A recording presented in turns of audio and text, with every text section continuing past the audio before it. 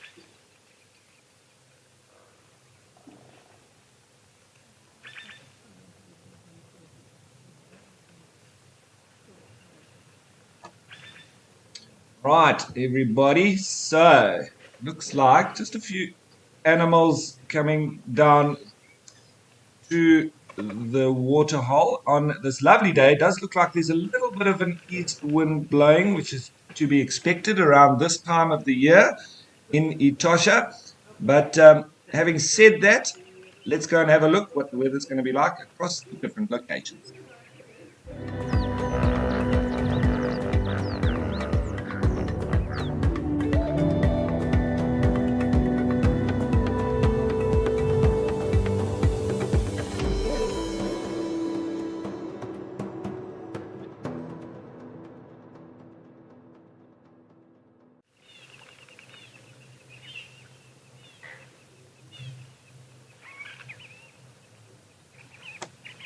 Oh, it looks like quite a good day across the board. And as per usual, here our first customers at the waterhole being the springbok. I'm pretty sure that as the day progresses, as we see there, also one oryx. We'll probably have plenty more of them coming down. Maybe some kudu and black-faced impala, zebra, and if we're lucky, some giraffe and elephants. But it's quite exciting for me because we do have a number of different water holes that we'll be putting on display. Some of them I haven't been to in those exact areas, so you're going to join me on a discovery spot.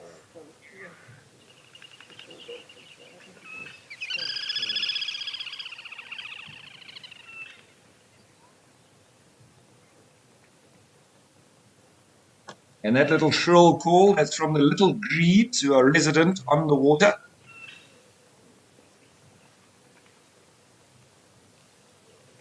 And Pete, thanks for jumping on board with us. You're the first today.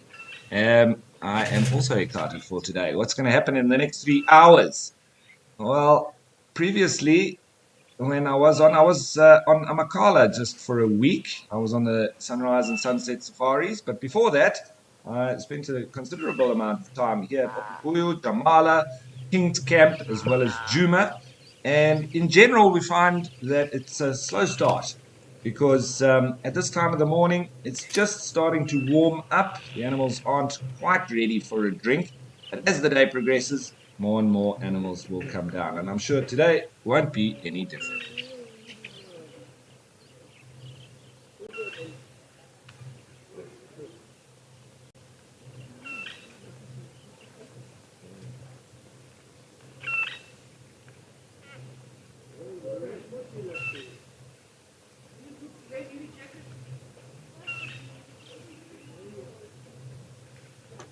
And it's the dry season in Namibia because they have a summer rainfall system.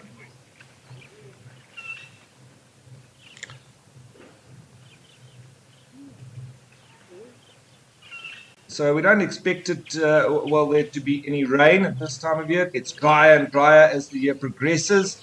And so the animals then start concentrating more and more next to the permanent water holes. But that being said, I think it's time to go to a new water hole for me, all the way to Kenya, and that's at Algonia.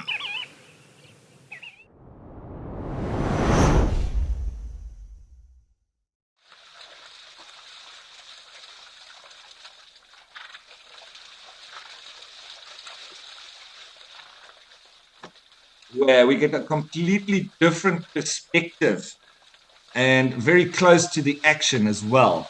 This waterhole is located on over 11,000 hectares of private land in the heart of the Chulu Hills between Kenya's Tsavo and Amboseli National Park. We see a couple of different species as well. Which one is this? Can you tell me? Is this your normal plains or Birchall zebra, or is it a new character that we're seeing on live at the waterhole? I say character, there's lots of them, and they're doing what zebra do best, bite and kick.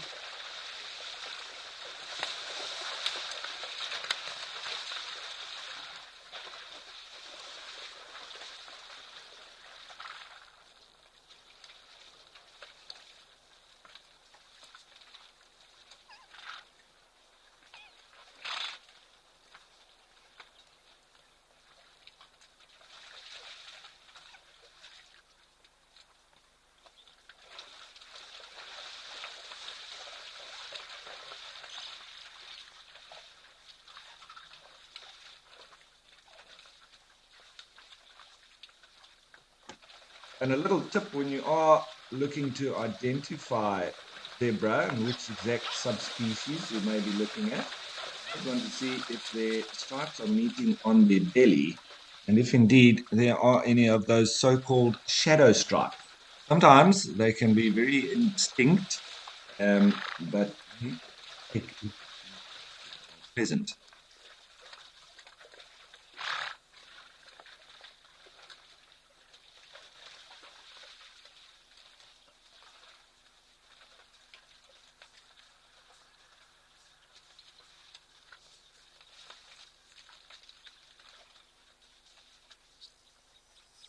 Such a wonderful angle this is, where we're right down, sort of looking up at the animals, down to drink, as opposed to a lot of the other waterholes which have sort of a looking down perspective.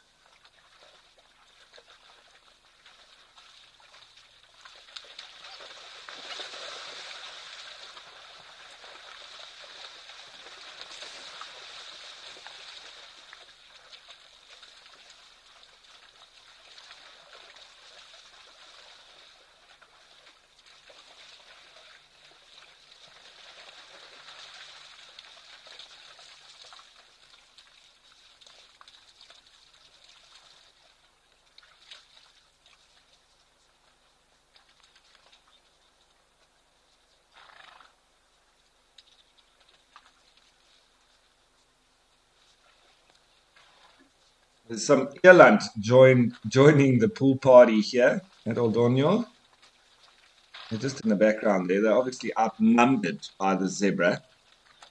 So they look like they're trying to force their way in there to get a drink.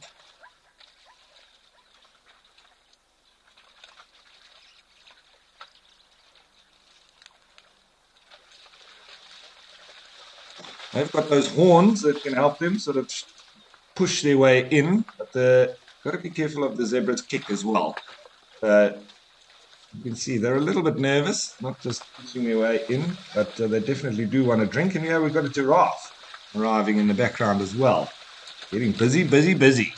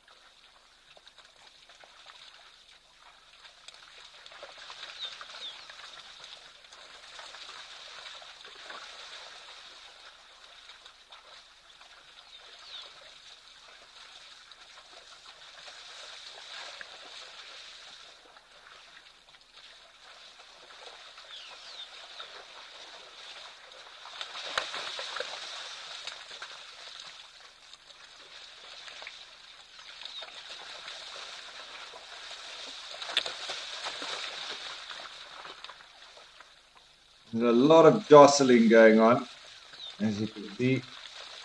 It's between this most likely different harems of zebra that are meeting up here at the waterhole. So not too tolerant of each other, even though they're the same species.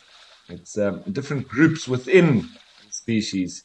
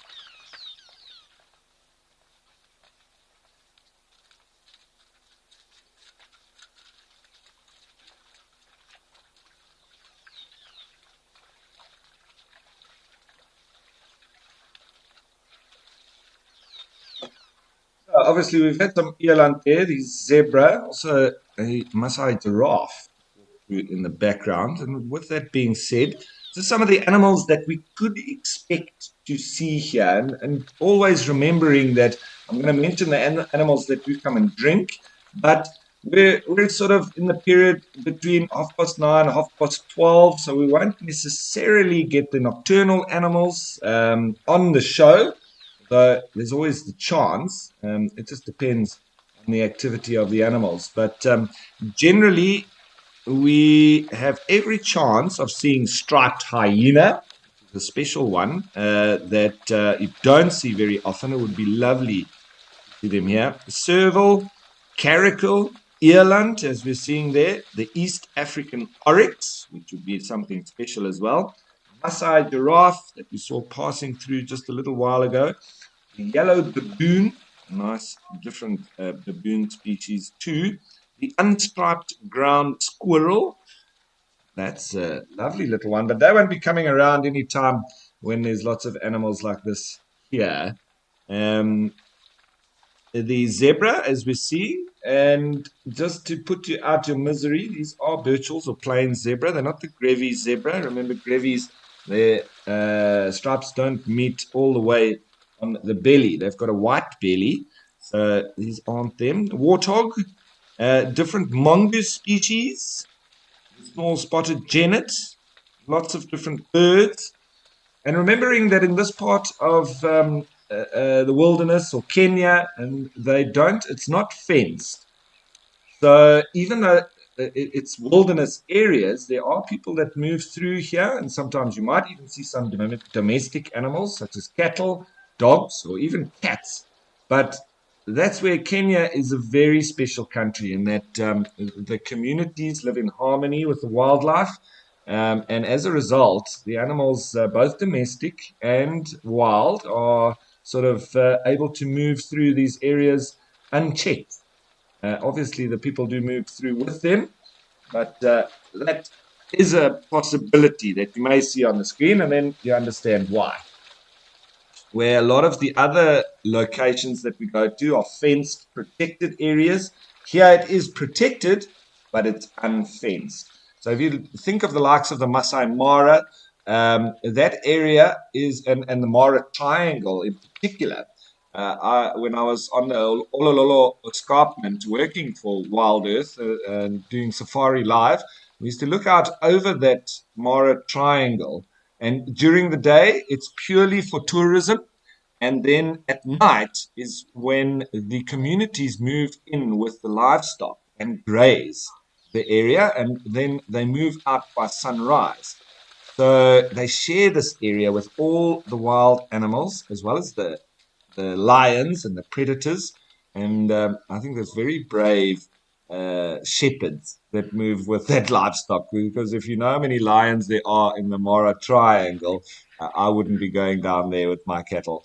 But anyway, they've obviously got their ways and means of deterring the predators from attacking their livestock. They come in, they graze, and then they move back to their kraals, etc., out of the triangle, and then it's back to tourism by day.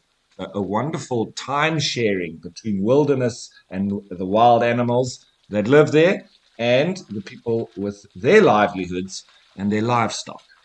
As these Masai Mara, Masai giraffe now coming to drink. Seems the zebra are giving them a chance as well as the eland. They patiently waited their turn.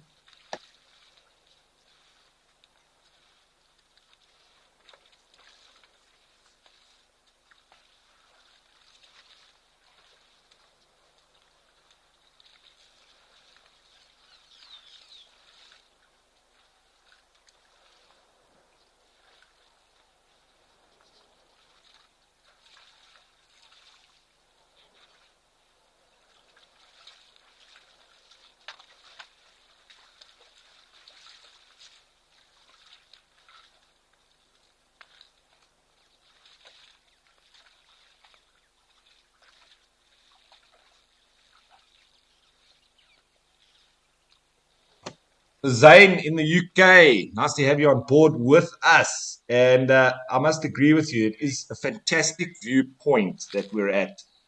It's just so close to the action.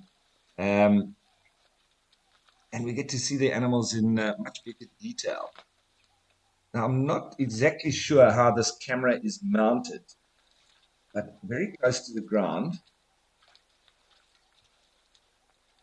And I don't know if it ever gets bumped or stood on by any of the passers-by, particularly this giraffe. I mean, they could stomp on this thing and it would be done. But maybe there's a protective structure there. I'd have to find out. And we see this, the Masai giraffe, and it's found in these areas around Kenya and Tanzania. It's got a little bit of more unusual spots to its coat pattern, and it has more jagged edges to the individual sort of spots, if you want to call it that. And they're also the darkest of all the giraffe species.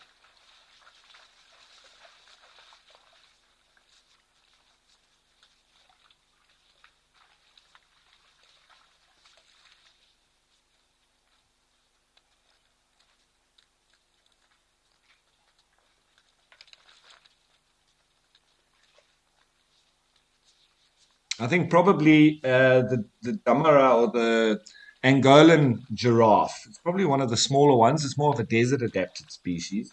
And they're also reasonably dark, but they don't get as big as these guys.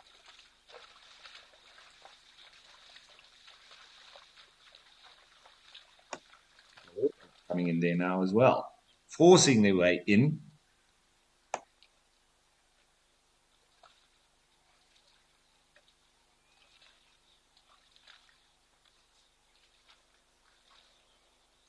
And when we speak of giraffe, there's four distinct species. The northern giraffe, the southern giraffe, which is the more common one that we see in, around southern Africa. The Maasai giraffe, which is what we're looking at here. And then, of course, the reticulated giraffe. But there can also be a couple of subspecies. Like from the southern giraffe, there's then the subspecies of the Angolan giraffe that we find in Damaraland, Namibia.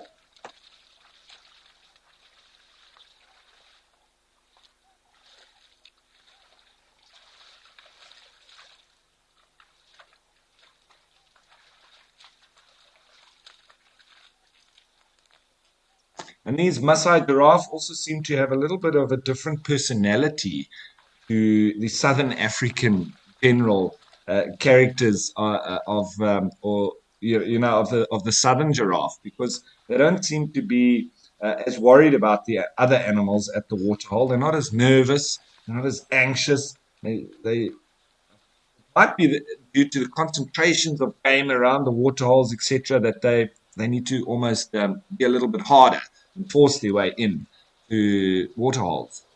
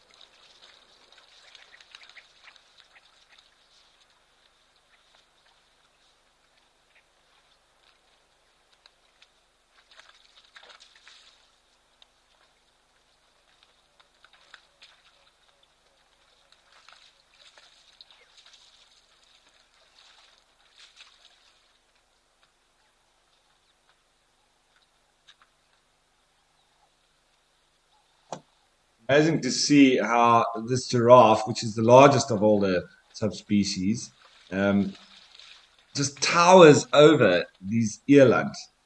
And eland aren't small either. So it does give you a wonderful perspective how big these giraffes are.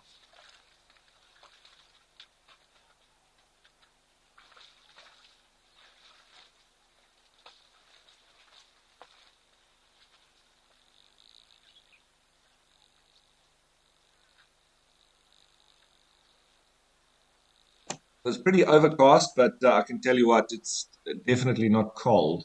It's a very tropical type climate we have in these parts. You can definitely know that the animals, although partly in the shade, they'll still be wanting to come down and drink. The heat and the humidity comes with it.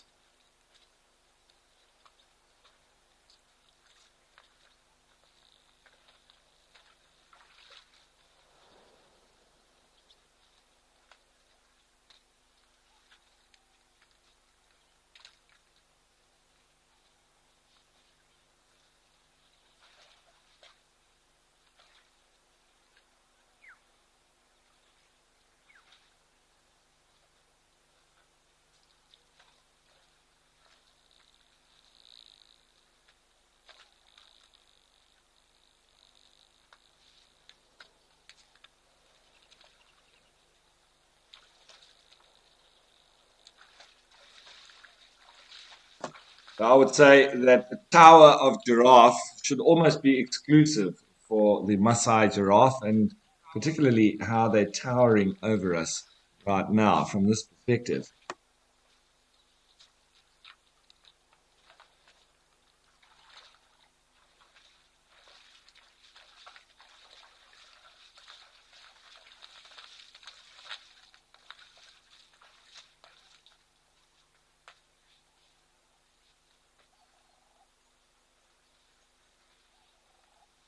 Nice to see close up as well the process of going down to drink for this animal that its neck is not long enough to reach the ground, even though it's probably the longest neck out there.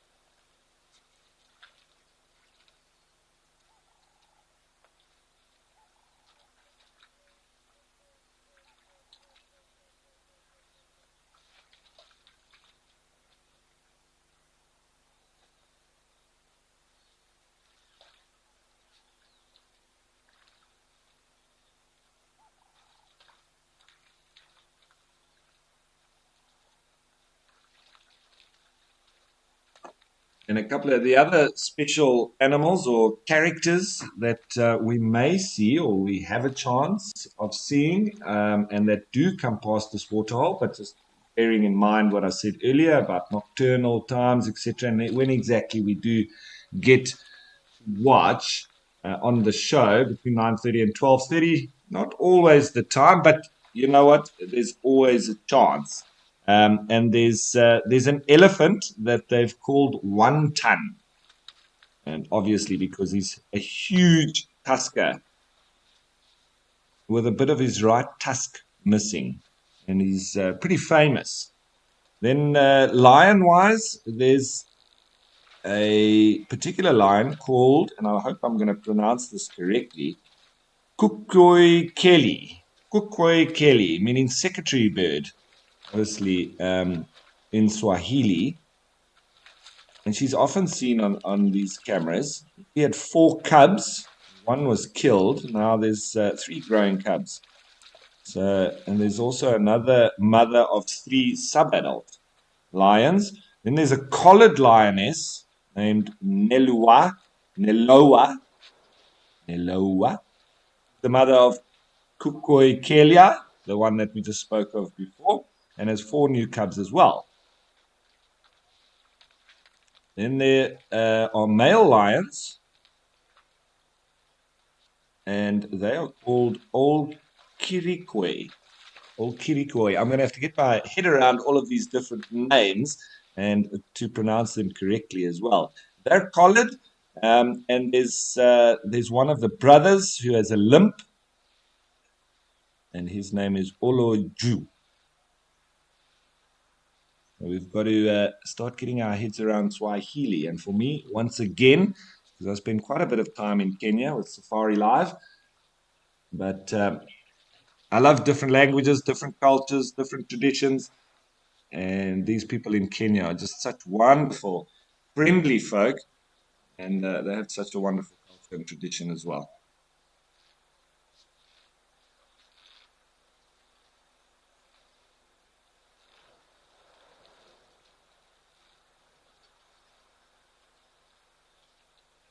Or you're probably on the button there. Size does matter, but it does make life difficult when you want to drink.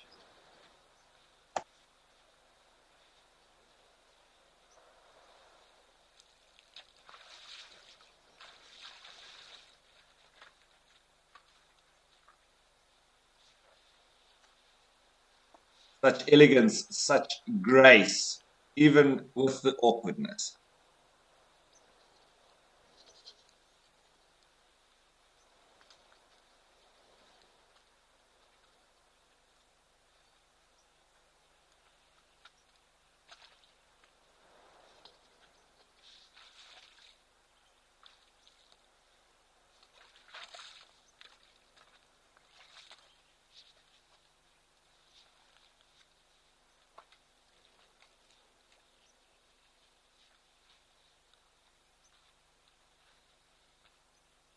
Always find it extremely interesting at a waterhole with all the animals coming together that they potentially would never be close to each other.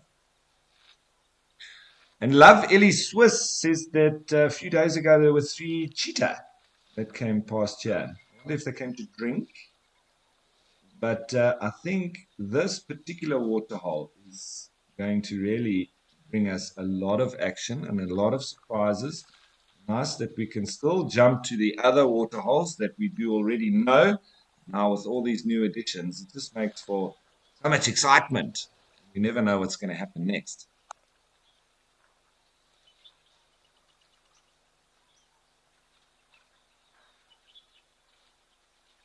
Also, now that the zebra have drunk their fill, a lot of birds coming in to drink, particularly doves.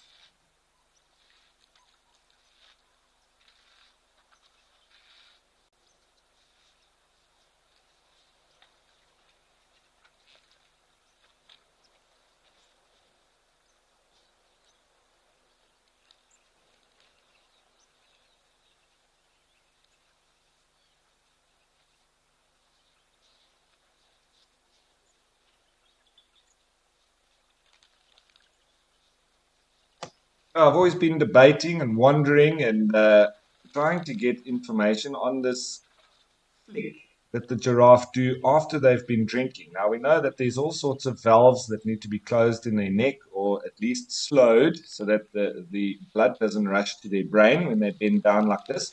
So, one side of the theory that I've concluded is that could it have something to do with that blood flow to the brain as they lift it up and it results in them flicking like that? Or is it that there's water going up their nose? I'm not quite sure. What do you think? Because you watch them.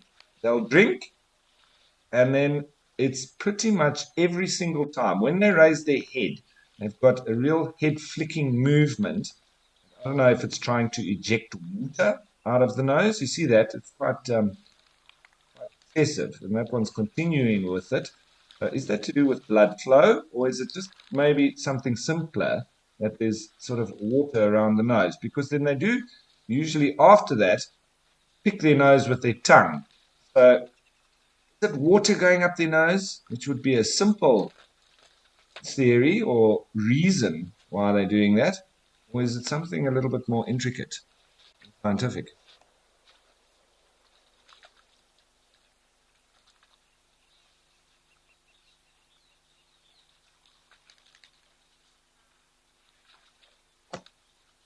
That one on the left is probably got the biggest or the most amount of flicks that I've ever seen a giraffe doing. Normally, there's one or two flicks as they raise the head. He seems to continue with it.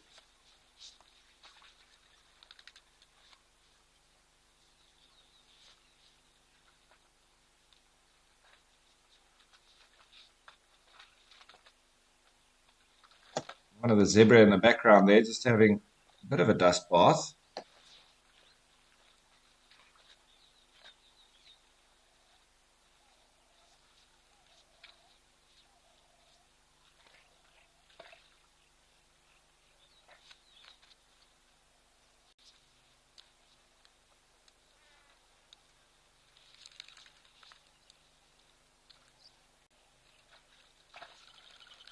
Of course, even though I find that these giraffe are the least anxious of all the subspecies, they're still very concerned and looking in all different directions because obviously there's high concentrations of predators, particularly lions, in these parts. So they do need to be careful because coming for a drink would put them in a little bit of danger of being taken out by lions.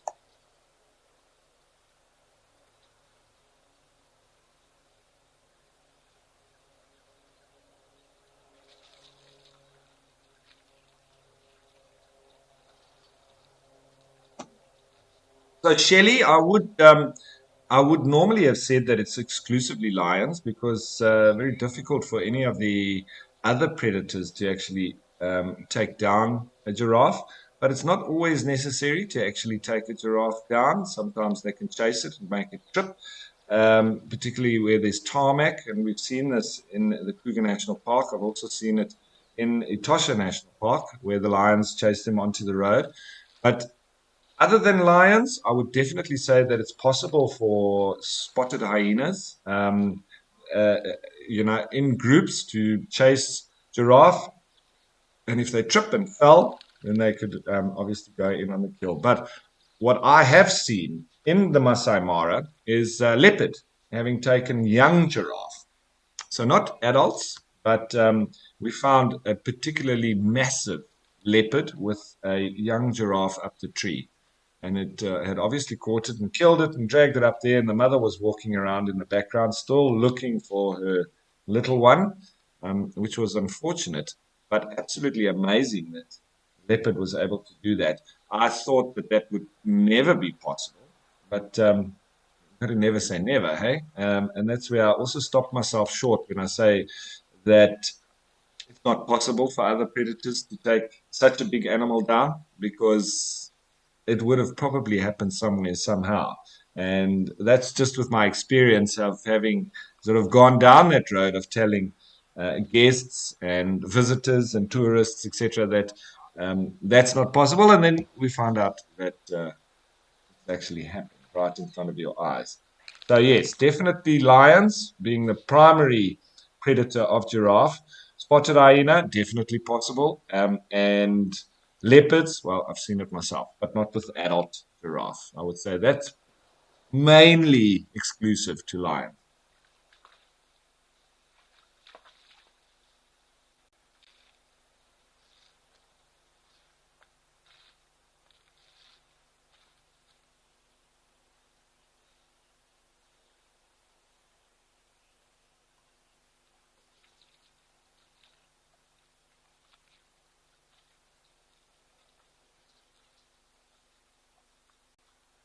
They don't drink without flicking. As they start to raise the head, that flick comes, and then sometimes they continue to do it. So is it that they are feeling like there's a blood rush to the head as they start coming up? Is it assisting with that? Or is it a lot simpler, just with water around the nose? I think there's a research or a thesis in that because I haven't been able to find any literature on it.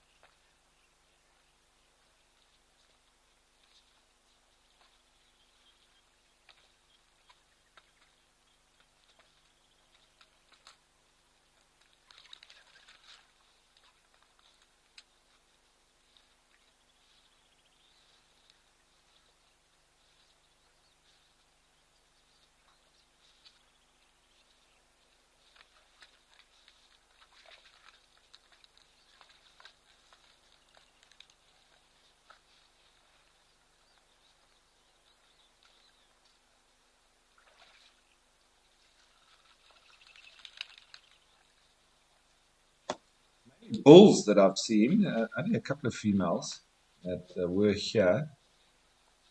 They are massive.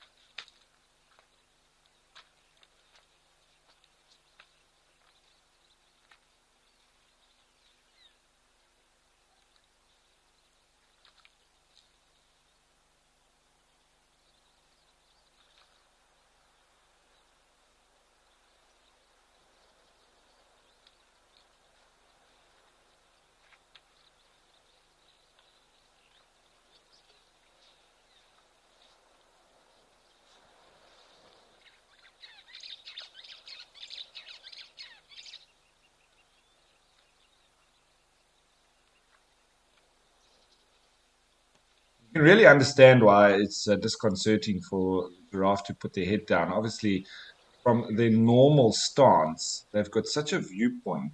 And then just imagine when that head's down low like that, they really feel like they're at a disadvantage. So very quick to get their head back up to be able to look around.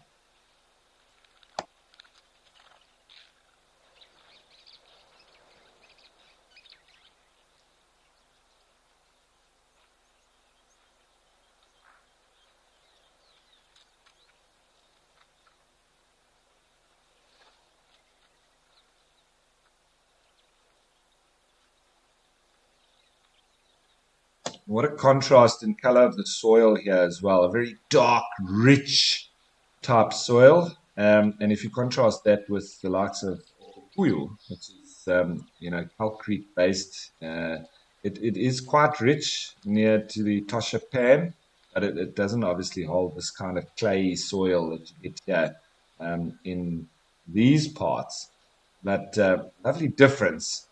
That's what I love about these different locations and bouncing between them is those contrasts that we speak of, and obviously then the different animals that live in those areas too. But from the whites of Etosha to the sort of more reds of Dikwe, and then this, I would say, more yellowy tones in the greater Kruger area.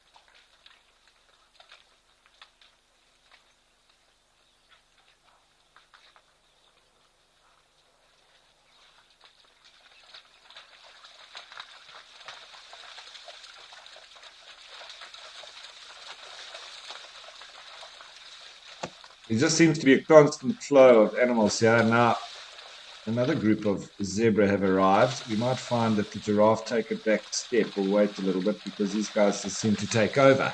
We look at kicking and biting once more, I'm sure.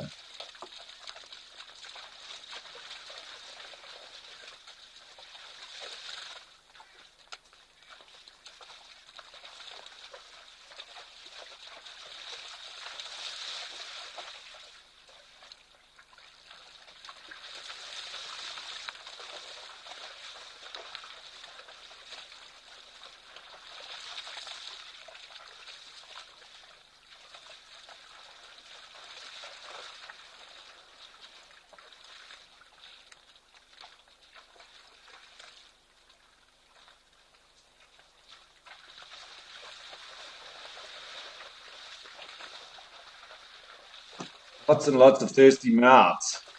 And they're not making it easy for the giraffe or the zebra.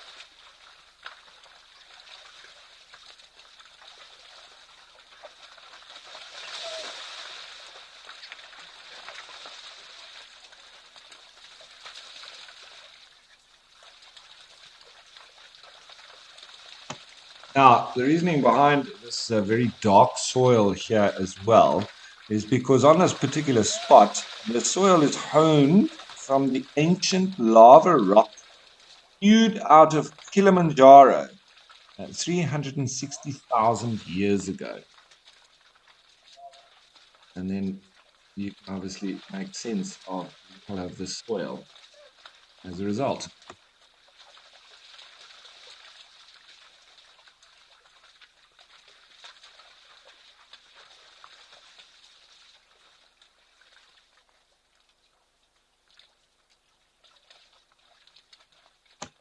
Right, so this has been wonderful here at Old Borneo, but we like to jump around a little bit just so that we can have different perspectives and from different locations. So I think next up, let's head to Jamala.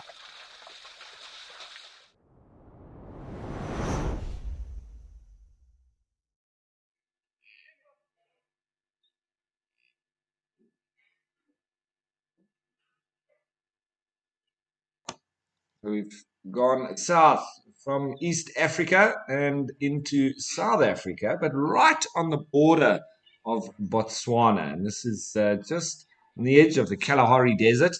And as I was saying, a little bit more red tone, orangey tone to the soil that we see here as part of the Greater Kalahari system. Very different to what you see in Etosha and in the Amboseli, Kenya.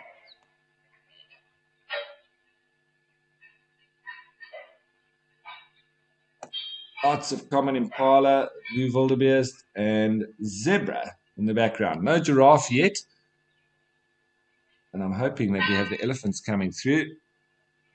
Normally just after 11 o'clock, between 11 and 12, sometimes just after 12 as well. But as the day heats up, that's when the elephants generally start coming down. Sometimes they're here even earlier, but on a regular basis, it's a little bit later as it warms up.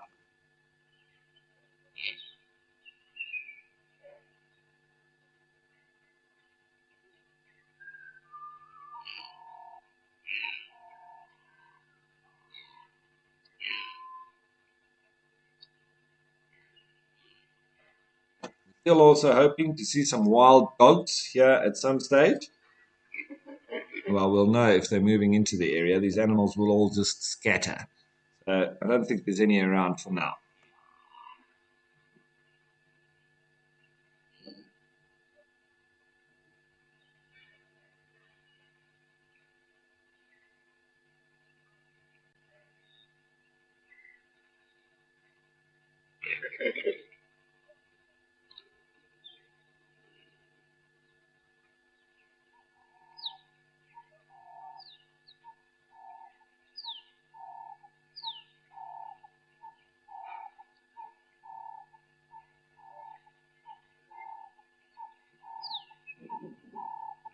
Nice big breeding herd of impala, and obviously the ram then got his work cut out for him. Keeping the girls together in a group, as well as keeping any challenging males away.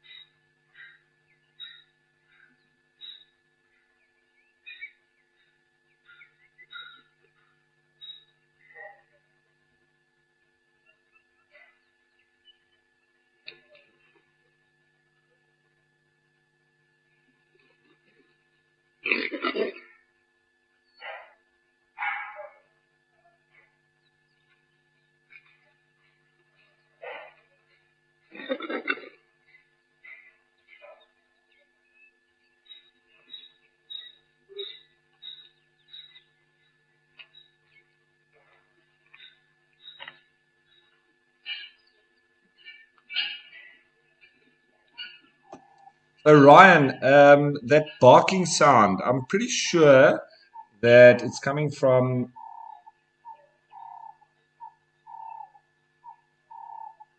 Well, I'm just listening now. I thought it might have been that male or ram impala doing his sort of rutting sound. But now suddenly all of these impala have run off. So could it be that there's a predator around? I'm hoping that I'm thinking of the same sound that you heard.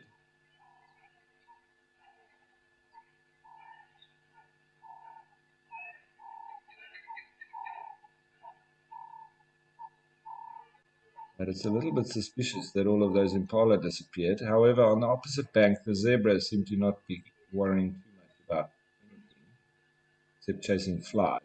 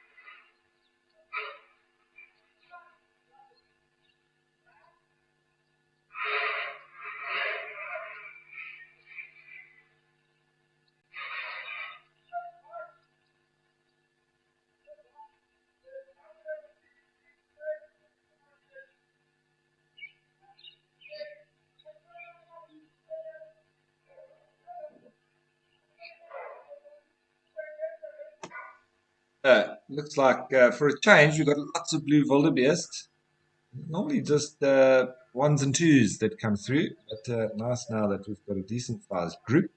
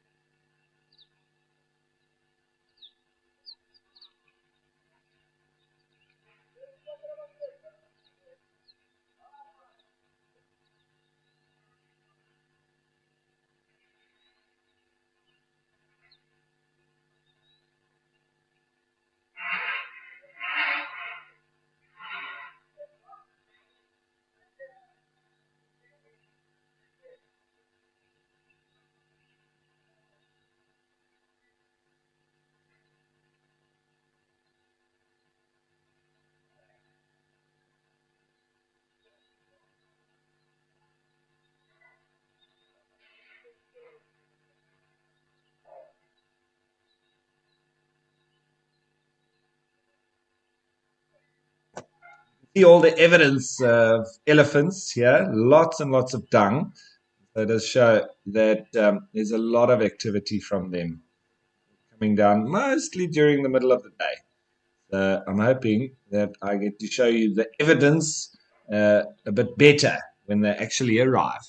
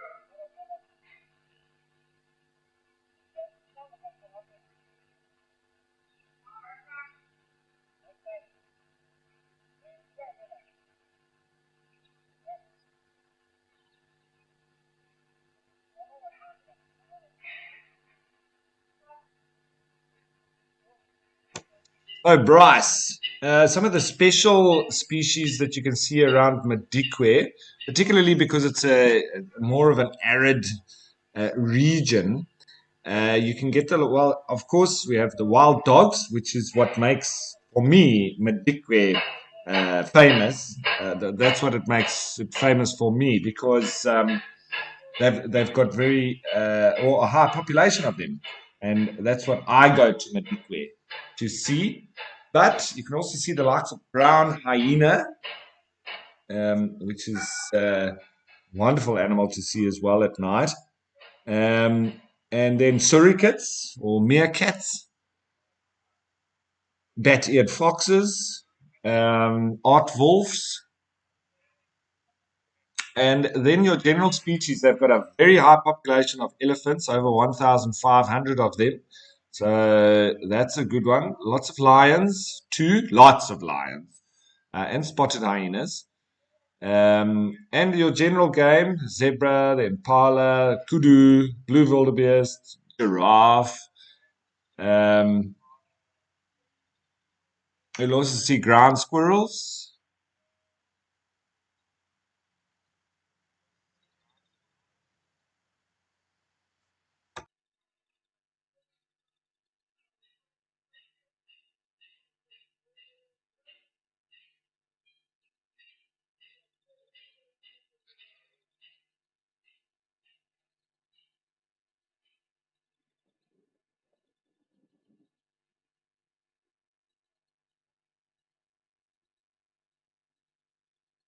Of course, how could I forget? Also, leopards and buffalo, part of the big five.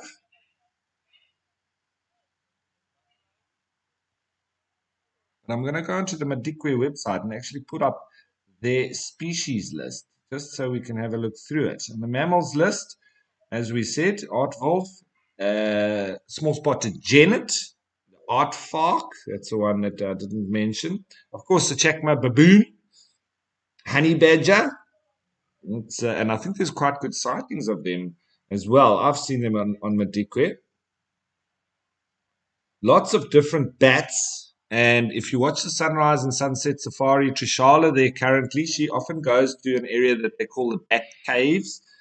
And they have the Cape Serotine bat, common slit-faced bat, Egyptian free-tailed bat, the Jeffrey's horseshoe bat, Schreiber's long-fingered bat, short-eared trident bat, straw-colored filting fox bat, Sandoval's leaf-nosed bat, and the yellow house bat.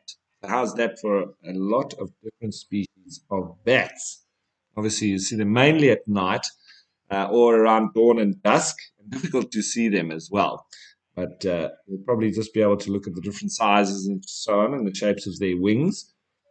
The lesser bush baby, bush buck and bush pig, caracal, the African wildcat, cheetah, civet, the rock dussie or hyrax, wild dogs, as we've said, common duiker, eland, elephant, bat-eared fox, gemsbok, large spotted genet. So they've got small and large spotted genets. Hippos, hedgehogs, hartebeest, scrub hare, pangolin. It's a very good one, and I think they've got a decent population here.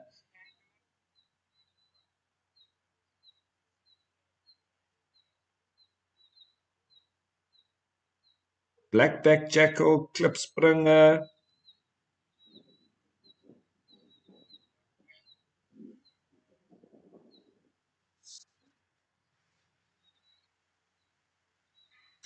Alrighty, so lovely species list in Madikwe. Now we're going to change of spot, but we're not going to move too far. We're going to go to Tau.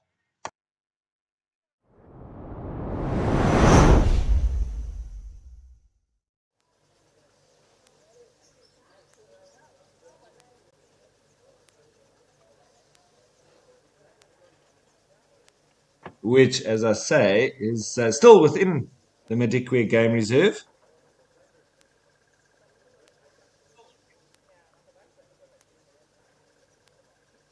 And Tau in Tswana or Setswana, it means lion. But they call it Tau as the lodge there as the place of the lion.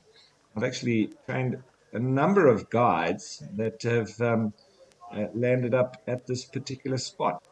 So it's nice that the view from here, it's a little bit more raised than we have at the Aldonio Waterhole. And Madikwe Game Reserve is actually currently the country's fourth largest game reserve, right up there on the Botswana border in the Northwest Province.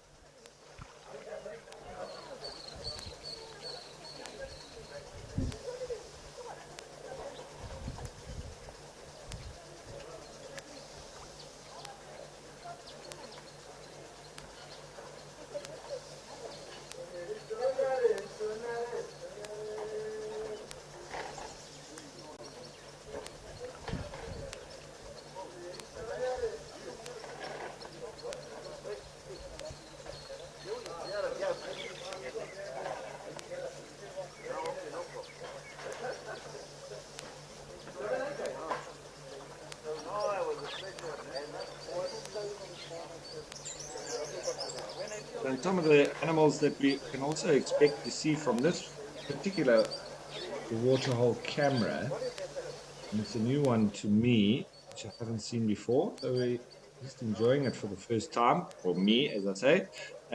But we can expect to see some lions here, and the one Chaba Pride is a female with a limp and an older lioness with a very saggy belly. And there's 5 lionesses, and there are sub-adults. Unsure how many there are. There's also male lions, quite a few different male lions. The Addo male and the Tswalu male are the most often seen.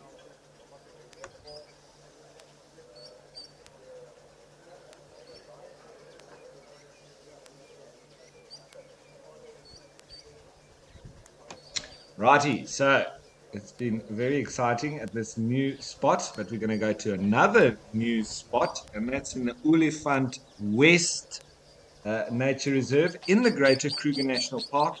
And let's go to Rosie's Pan.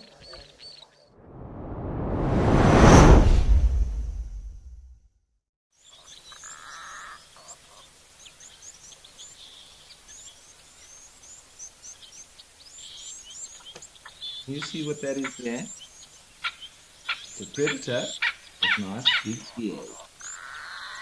It is the predator that I was talking about earlier. It's a painted dog or wild dog sitting in the shade. I wonder if it's alone. That would be surprising. I'm sure there's some more in the area. So this is very exciting.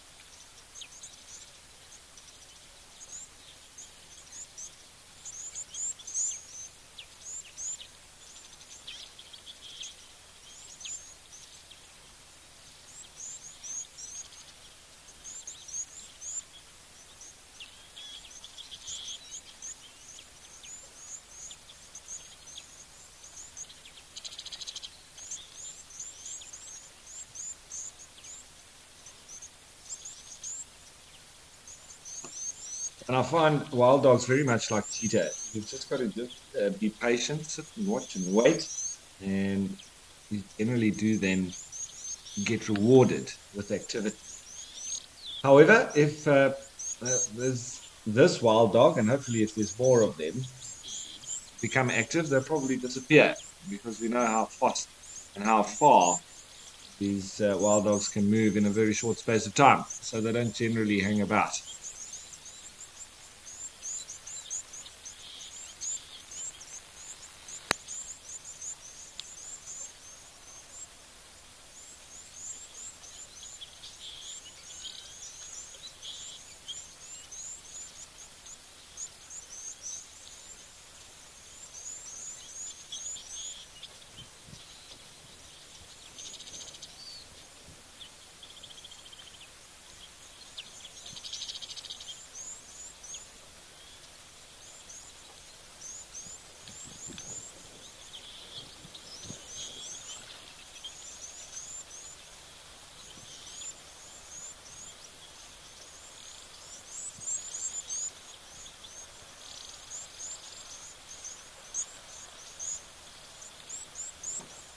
Now, this particular waterhole camera is situated at a secluded waterhole and it's on a hide.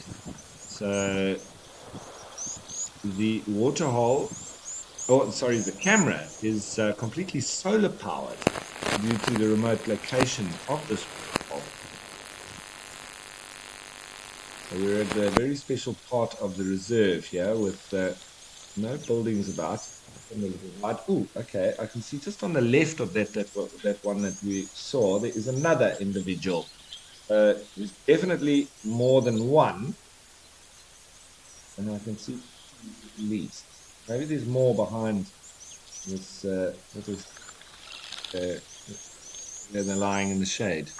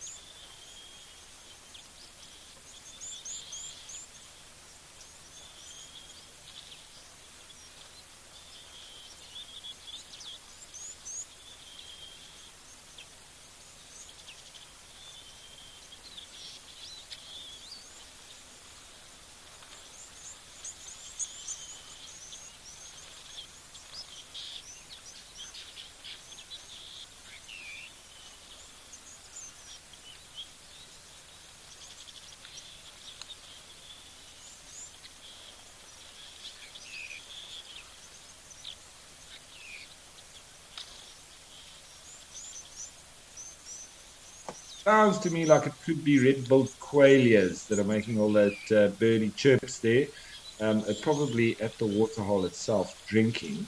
But we're just concentrating on these wild dogs because if we look away, might run away and then we miss them. That's how fast these guys can be. And very special to see wild dogs on the show. First time for me. I don't know about you, but I'm sure we're going to have lots more sightings in the future. But this is a start.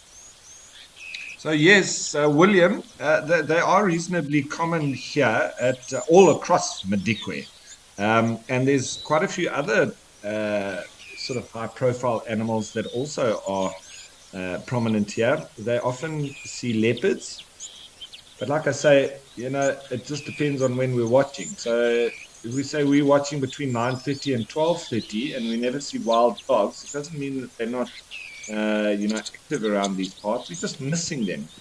And the same goes with the other predators, the leopards and lions, etc. But there's one particular female leopard that is called the Rosie's Pan female, obviously, because she's often around this waterhole, and also quite a few young males. There's the Takazile lion pride that often stop by, and they have a famous python that they've called Monty Python. The python hunts on the same branch, catching birds throughout the day. And in 2022 and this year, they spent February, March, April hanging on the branches. And we hope that it does show itself because apparently it's a fan favorite. They're not sure on the sex or the actual length, but it's a big python.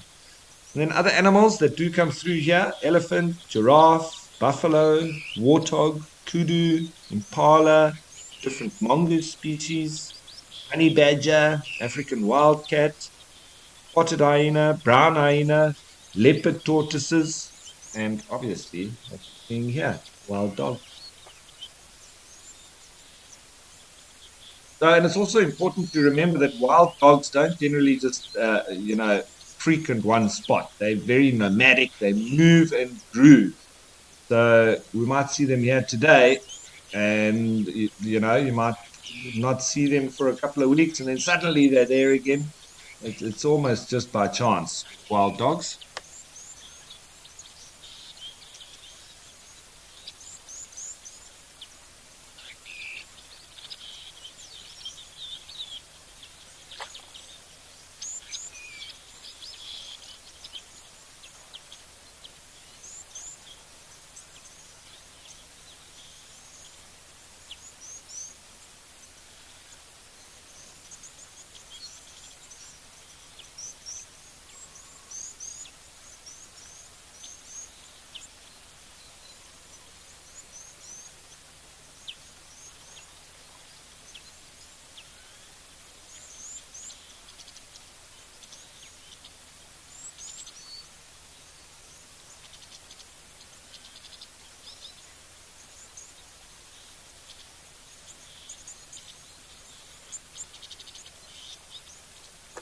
They're flat dogs now, snoozing. You can just see the flicking of their ears because they get irritated by flies.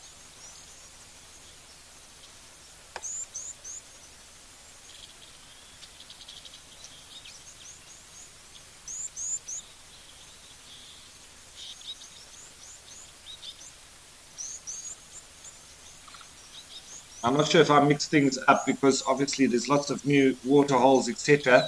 This here, Rosie's Pan, if I said that it's in the Madikwe Game Reserve, I must correct myself. It's in the Olifants West Nature Reserve, which is in the Greater Kruger, as we saw on the map. But we're not in Madikwe. That was at Tau and Damala. This Rosie's Pan, this is in the Olifants West Nature Reserve in the Greater Kruger National Park. And so there are no boundaries for the animals, obviously, only on the outer sort of areas. But the animals can move through here, in and out from the Kruger Park area.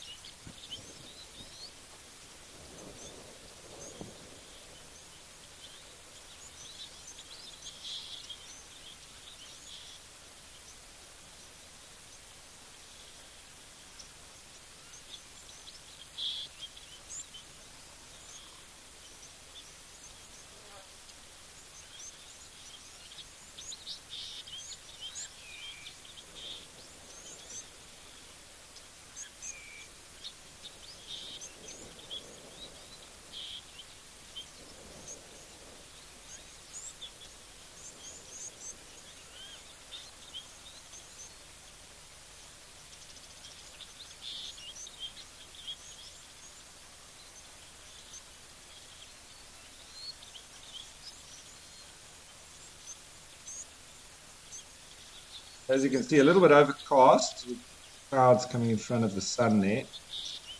Seems to be coming and going.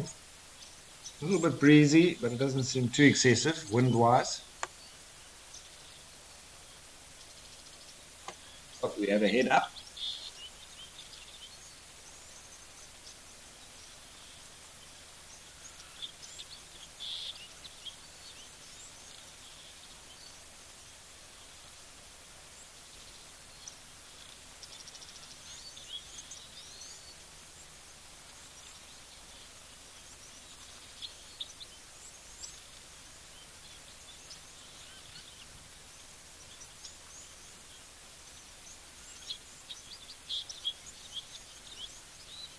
So they're up, but are they going to stay so? It doesn't look like it. Looks like they're going to be lying down once.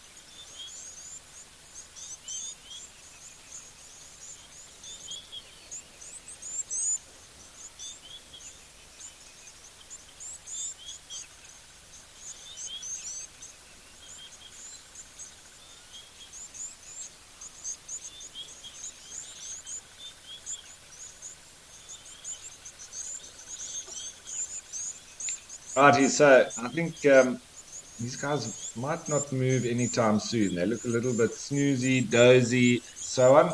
And well, at least at one of the other locations, the animals are sticking to the script and they've arrived on time. So let's head off to Juma.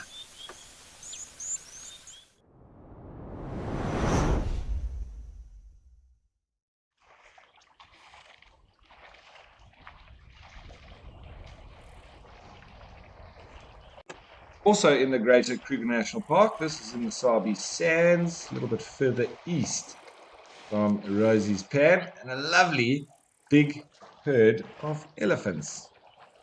Wonderful. All coming in for a drink and hopefully a little bit of fun. It's pool party time.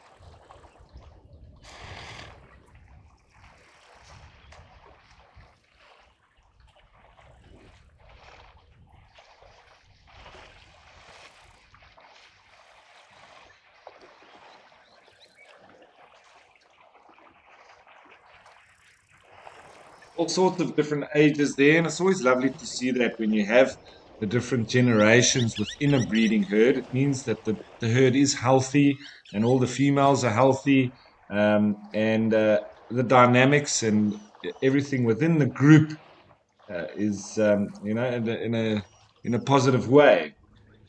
You've got little babies, teenagers, sub-adults, adults. It's good for the social cohesion.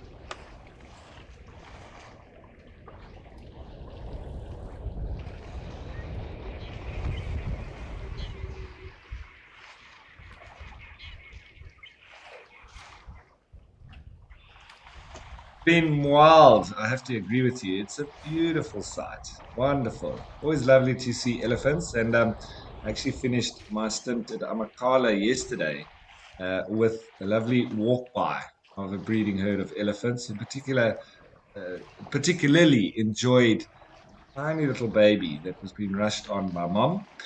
As it looks like this might now.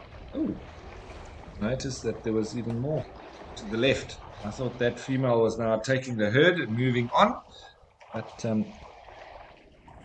maybe not.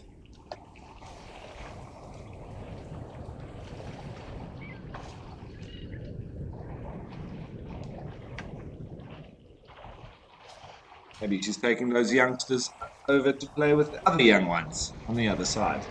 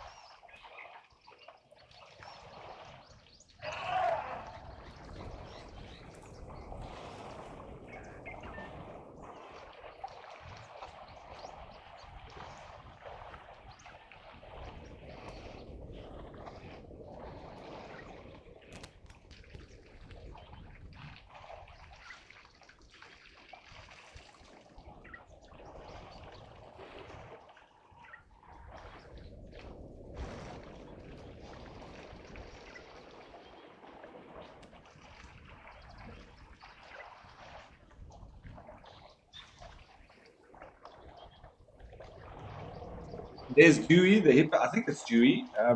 I heard that he's got himself a girlfriend. And I'm talking about the hippo that was moving just at the bottom of your screen. And Dewey is the resident male that has been hanging around in this waterhole. But apparently now there's two hippo, one being a female. And he's found himself a partner.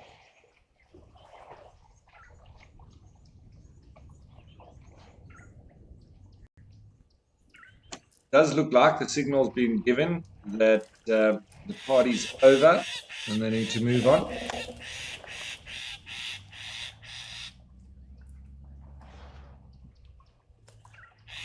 Gray, who's 11 years old, thanks for your question. No, the elephants wouldn't be particularly scared of a hippo. It's normally when a hippo sees big animals coming to its waterhole, he wants to act all big and strong and try and chase them away, sometimes showing off his tusks and his teeth in a big yawn. But elephants don't really worry about a hippo. We see that hippo doing that to elephants, also to buffalo, but they don't really take much notice. There's enough space for everybody, so I don't think the hippo needs to worry because he takes this as his own property, all of this water. But all the animals need to come down and drink. So, but it only seems to be the bigger animals that irritate the hippos, like elephants and buffalo. And they're the ones that don't really care about the hippo, even though you can do all sorts of aggressiveness towards them. They just simply ignore him. And the hippo doesn't really worry about any of the antelope or anything coming down. It just seems to be the bigger animals.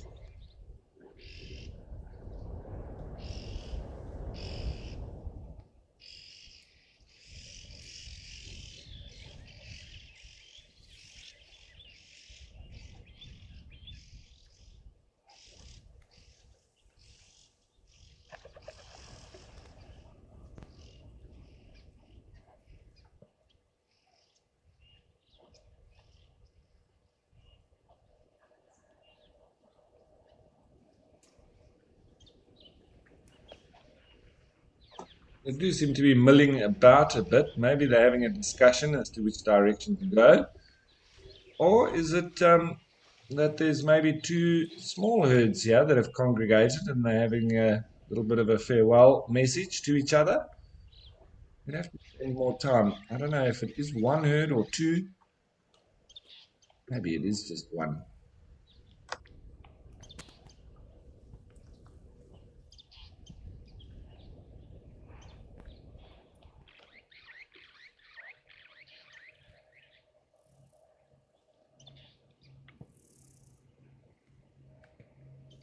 Okay, so while these elephants move off into the thickets, I think we're going to do exactly the same and move off back to Old Bonyo.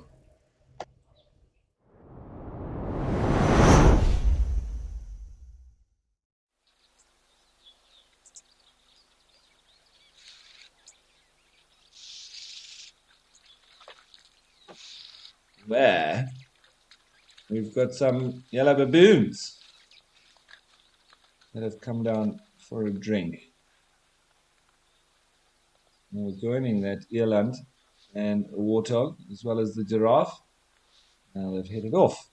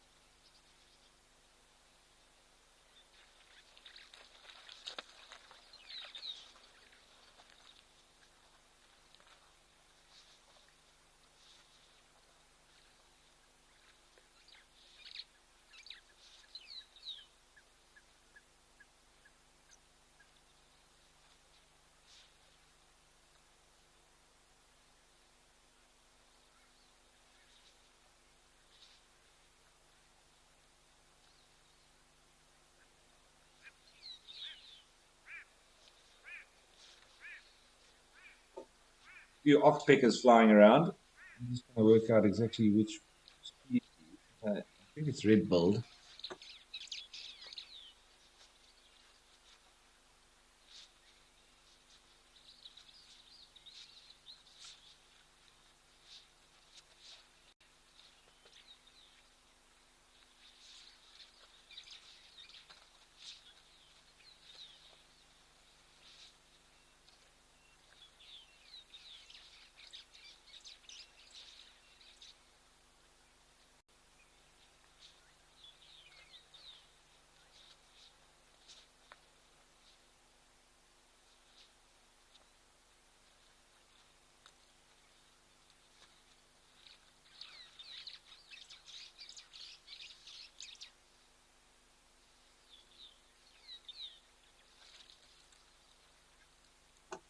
Giraffe going for the full splits method.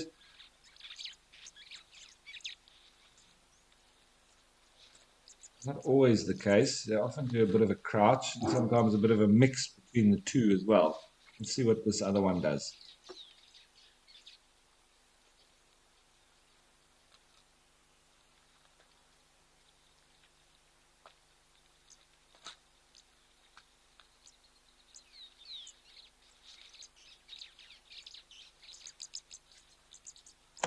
You see there? It's a bit of a mix between a crouch and the split. Not a complete splits. Half.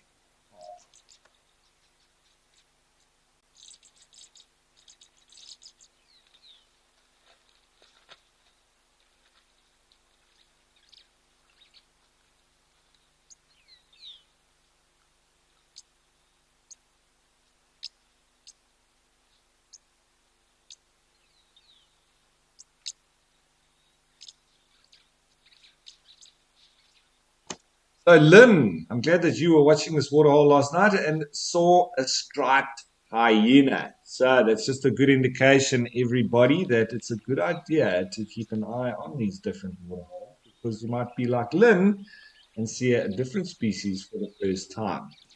Striped hyena, and what a special animal that is.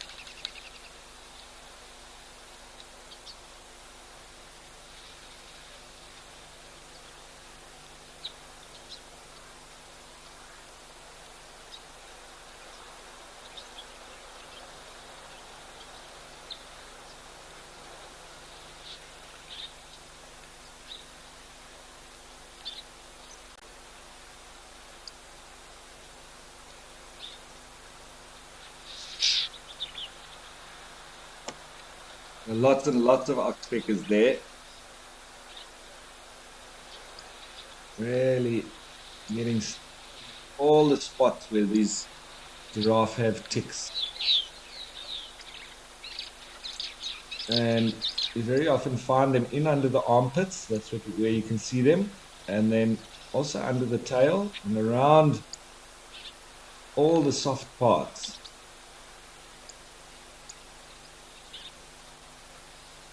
Red bulldogs.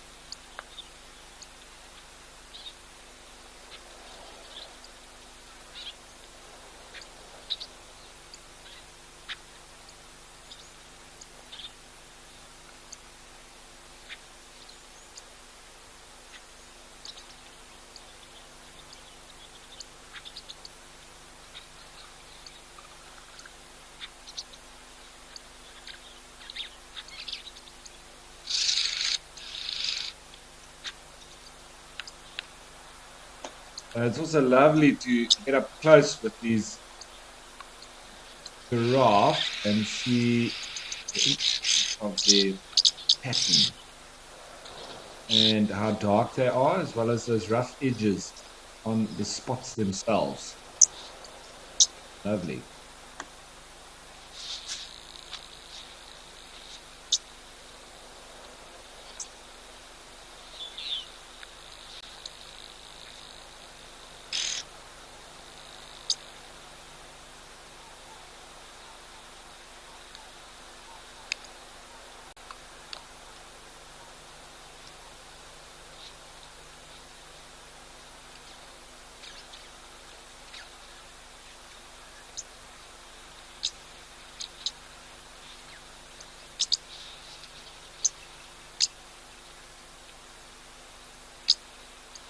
You see, the birds do irritate the giraffe a little bit. Also, I'm sure it's ticklish.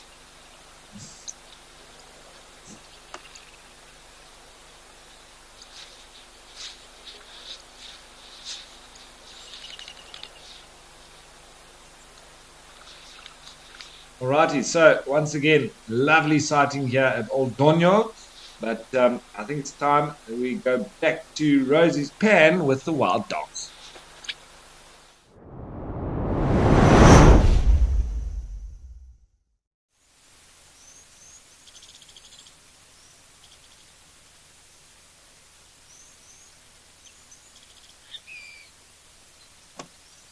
They haven't moved, but we want to be here when they do. So we might just keep coming back to make sure.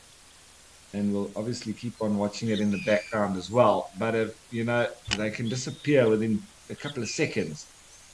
It'd just be nice to see them coming out into the open. We get a clear view of them. We're not just going to sit and watch them sleeping the whole time.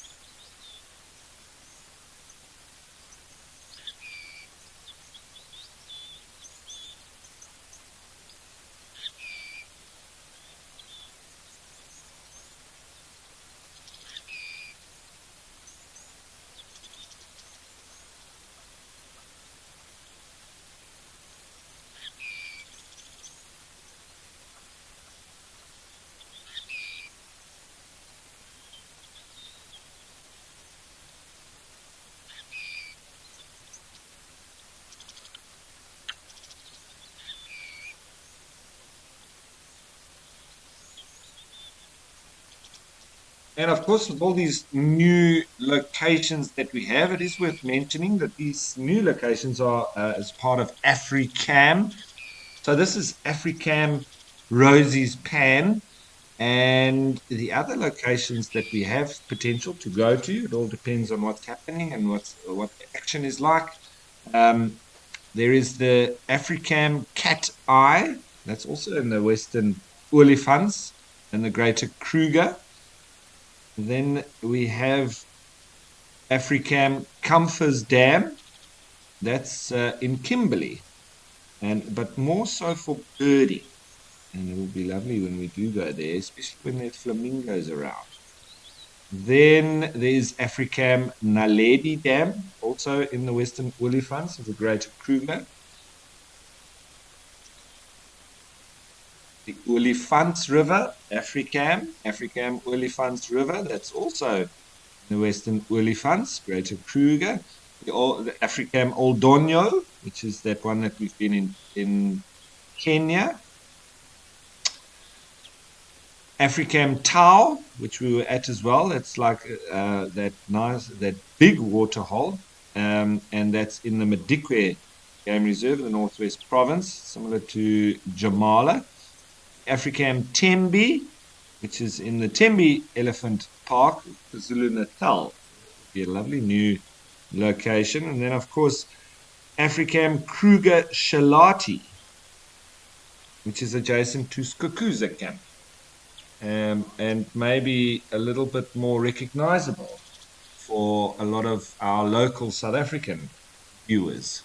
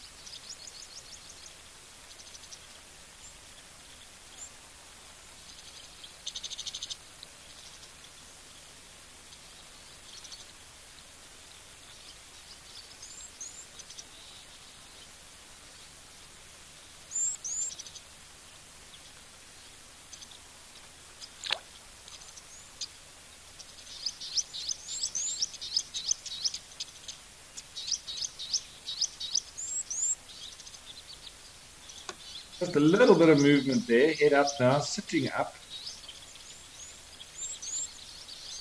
Does give us a little bit of, they might get up.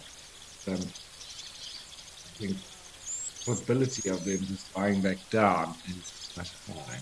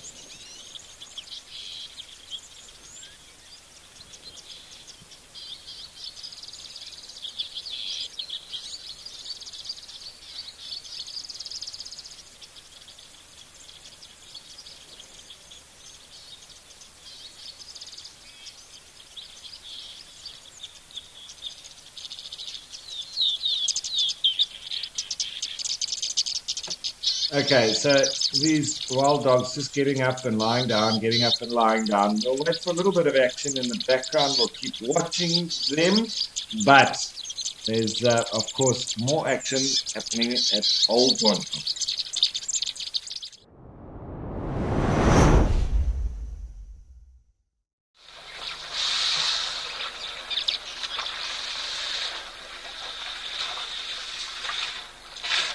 Where we get a wonderful perspective on the elephants. It was crazy with the giraffe and how tall they are, but now we get the real sizable creatures with their big ears and tusks.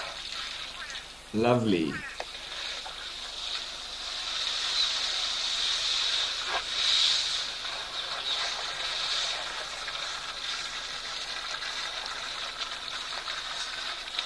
This really is a busy waterhole, so it's going to be amazing to keep watching it. I'm sure we're going to have amazing sightings here.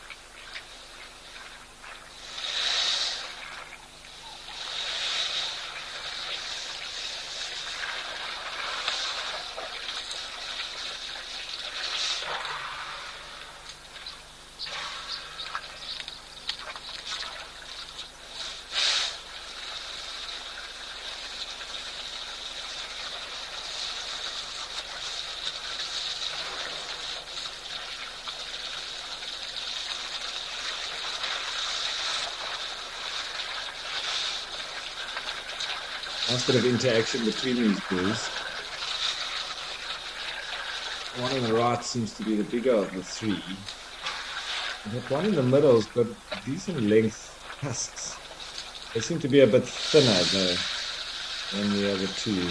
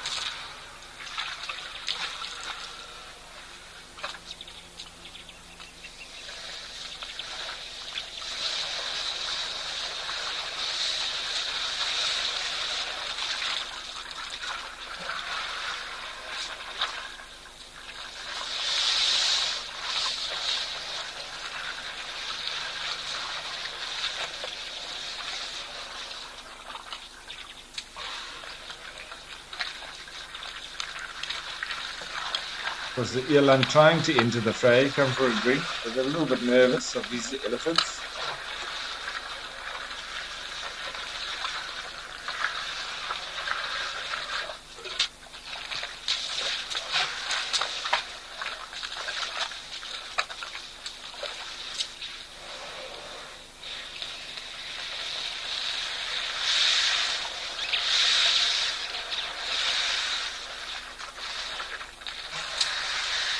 You can see generally the elephants don't really concern themselves with the other animals, and if they want to go somewhere, they just go, and then the other animals, you know, just get out the way.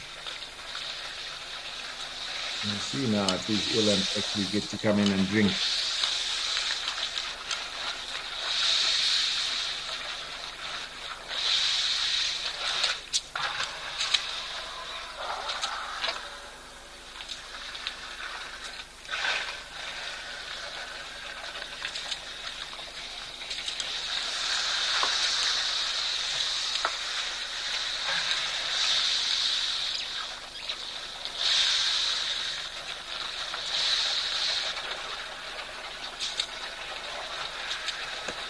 That makes me happy. They are getting their chance.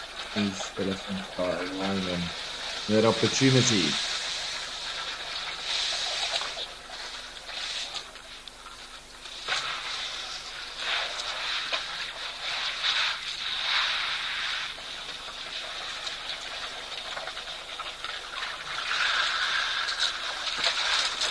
I think a bit of dominance play with these bulls in the background. That youngster obviously just submitting a bit to the bull. Oh, he's making sure that he does.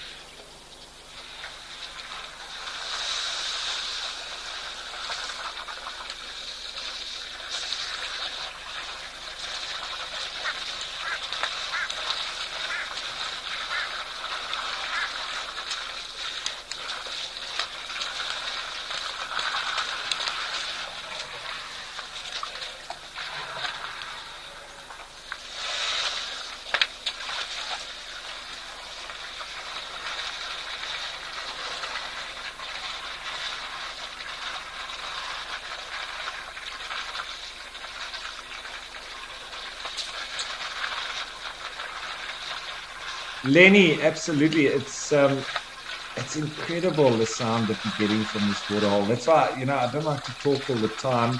I take long gaps of silence because the idea is that you're immersing yourself in nature and in these particular waterholes, especially with this closeness to these animals here.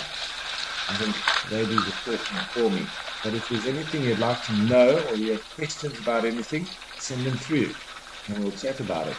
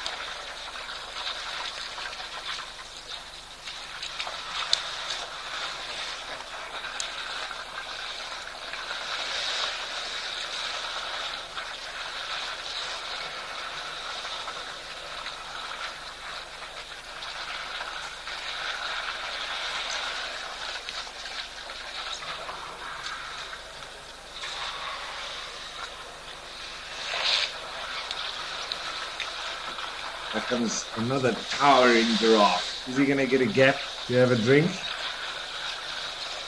I might have to wait a bit.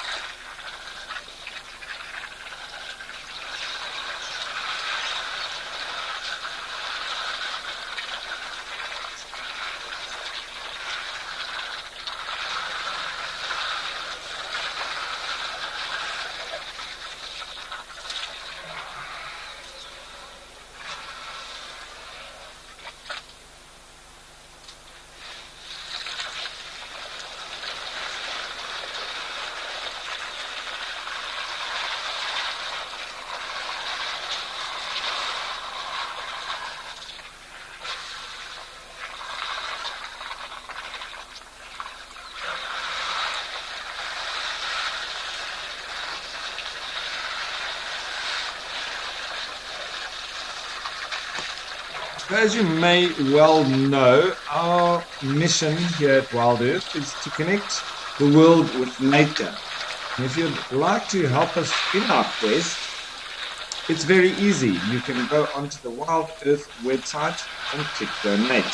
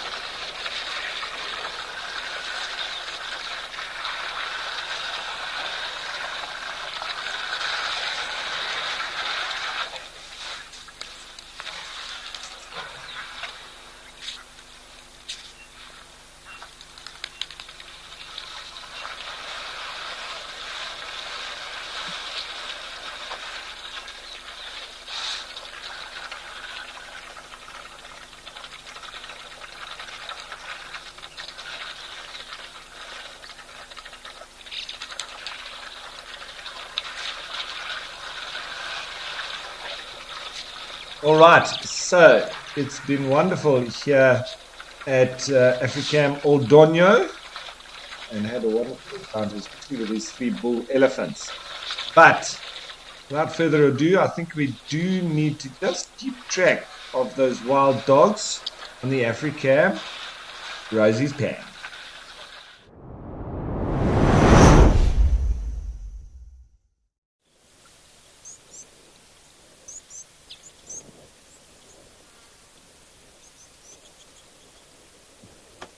Back into the greater Kruger area, and well, we've still just got the ear and tail flicks from these wild dogs. And they do seem to be getting a little bit more agitated. Sometimes that is a good sign. The more agitation, the more chance there is that they're going to get up and move. We'll just have to be patient.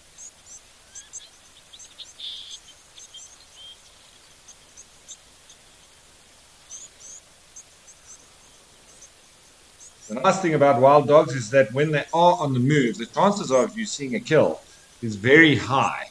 So it's at high speed and they can move great distances. You just never know our luck.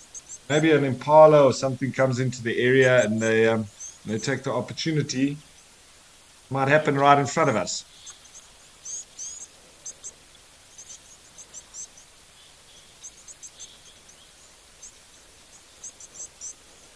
There's one up. Let's keep our eyes open.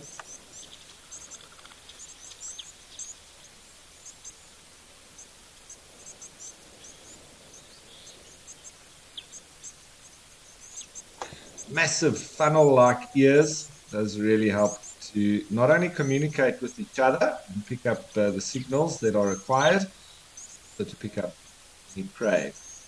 Is looking promising, but we can't move, so we can't follow them. So if they leave the area, unfortunately, that's that. We won't know what happened. At least we got to see a nice, clear visual of these 2 individuals. The roly-poly. Normally a sign of waking up as well. And then an indication with wild dogs when they start sneezing. And it's the alpha pair that if they start sneezing, it's sort of in recognition or in confirmation that they're going to go hunting. They do it, and then everybody starts sneezing. The more sneezing there is, the more that the decision is being made to go and hunt. So that's what you always look and listen out for with wild dogs if you're near to them. Of course, when we're in the Sabi Sands and those parts, when they start that, we get ready to follow. And that can normally be at very high pace and very easy to lose them in the blocks. So it's best to work together as guides and give the signal for guys to go ahead and get ready on the direction that they're moving, so that leapfrog and get ahead of them. because otherwise, sometimes it's almost impossible to keep up with them.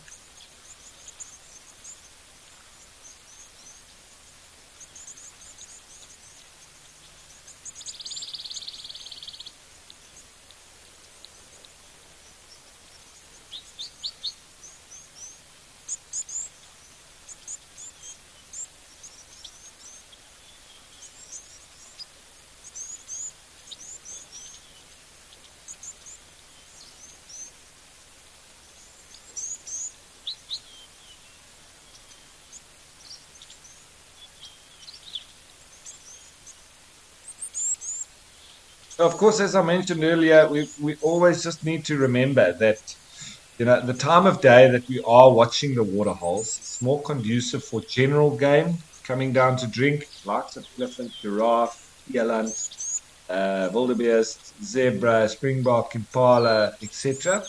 It's sort of out of the real predator activity times. So whatever we see predator wise is really a bonus. And generally, we'll see them in this kind of scenario where they are resting up, getting hot. They don't really like to waste too much energy in the heat of the day. And I believe that as a result of the predator pressure within the different game reserves is the reason why the animals or the general game use that time to be a little bit active, to go down and drink because of the relative inactivity from the predators. So it's sort of that time sharing, and they're making use of the time when they can relax and not worry too much about being eaten. Um, but no, that's the reason why we don't see too many predators during the middle and heat of the day.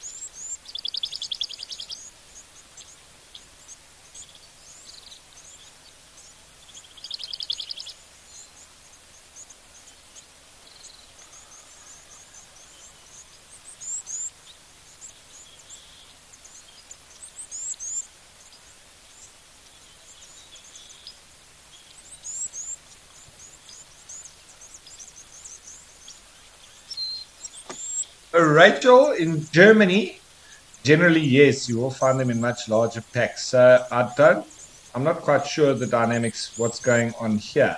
I would assume that these aren't the only two. When they get up, you do see them sort of looking around. I would think that there's some more off in the shade elsewhere in this particular area.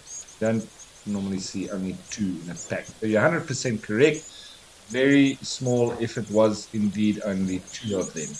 And I don't believe that is the case. There must be more. There must be around here. That's also why we're watching, see if we see any more of them show themselves. Look, I could be wrong, but in general, you would never find only two dogs in a pack. There would be, 10, 15 or so um, as an average.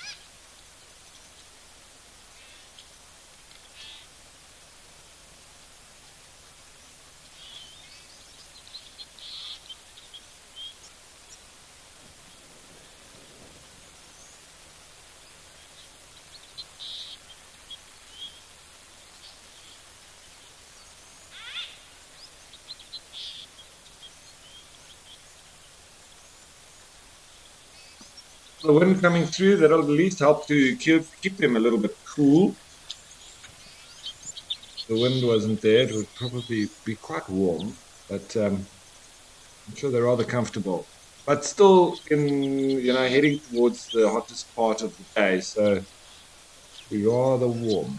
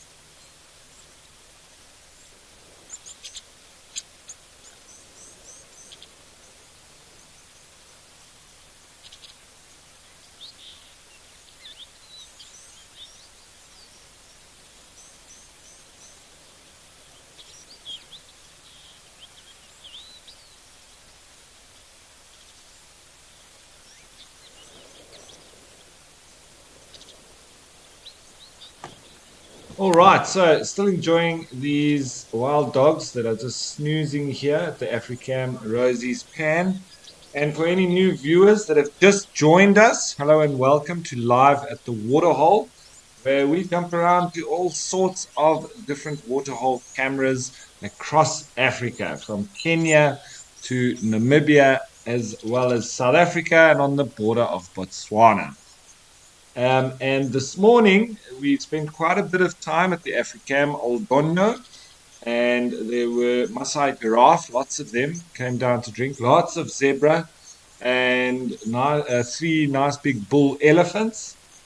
And we've had these two painted dogs or wild dogs at the Africam Rosie's Pan in the Western Olifants of the Greater Kruger area.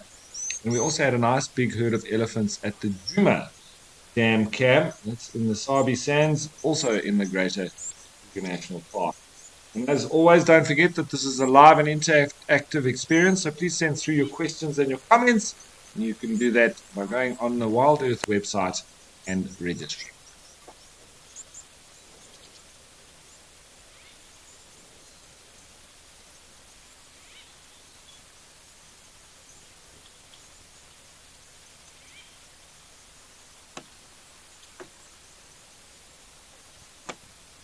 So we also were at Jamala in the Madikwe Game Reserve of the Northwest Province of South Africa a little bit earlier. There were lots of wildebeest and impala with some zebra as well. But guess what? Surprise, surprise, we've got some other characters there now. Off we go.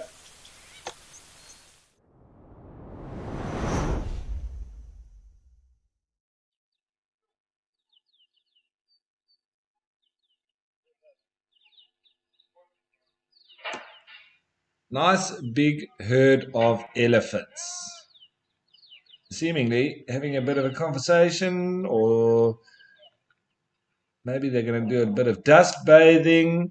I have seen that quite a few of the animals like eating the soil here, so I'm sure there's quite a bit of concentration of mineral salts.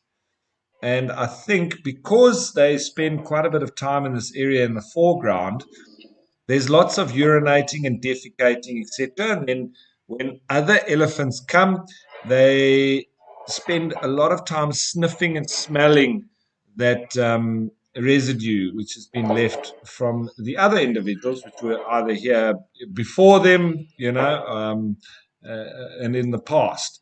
So it's obviously just interpreting who the individuals are, and a lot of communication obviously going on with smelling there.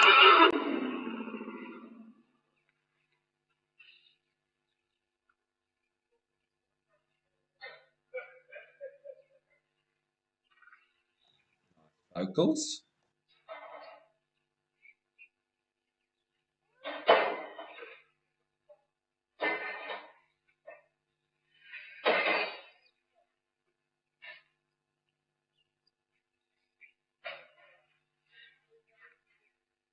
And this is the general time, as I mentioned earlier, when we see the elephants coming through for a drink.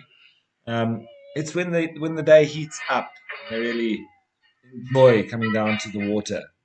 They've probably fed quite a bit this morning already, so getting their water intake for the day, and sometimes cooling off, dust bathing, and it's an opportunity to communicate with alternative herds, etc., etc. Lovely little youngster here as well in the foreground, just following in after mom.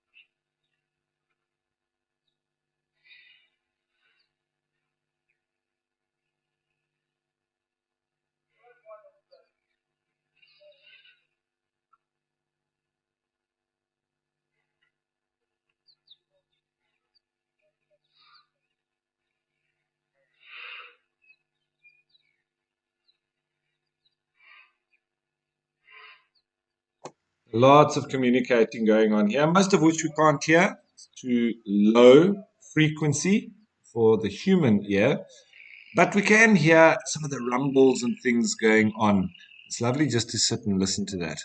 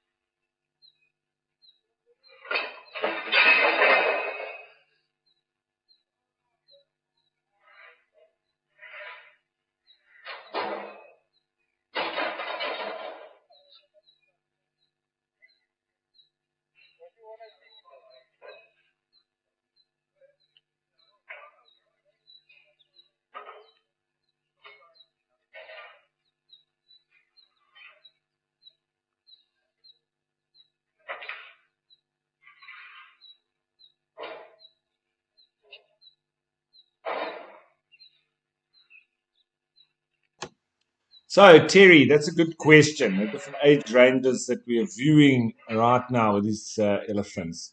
We saw that one little youngster that came through, he was reasonably young. He looked about around, I would say, even less than a year of age. I haven't seen any tiny babies any younger than that one. Now, if we look at this, is actually a wonderful way of looking at it. There's the one furthest on the right. That one there's probably with around about 3 years of age. And then we move to the left and we get the circle of these youngsters here around this big bull. Um, they're in the range of about 5 to 7 years old. And then we go up into the teenagers. The first one, the next level, probably in the range of about 12 to 13. The one slightly bigger than it, probably about 15 or 16. Then just going off to the right in the background, that one a little bit older, maybe in the areas of about 18. Um, and then obviously the bull, he just looks in good condition. He looks reasonably mature. Well, he's definitely mature. And I would say probably in his 30s, maybe even going towards 40. So it's all to do with the size in comparison to the others. And if you look at the little babies, you can always see if they're under a year of age, and then you start comparing in size to the other one. And then relative to that, you work out the age difference.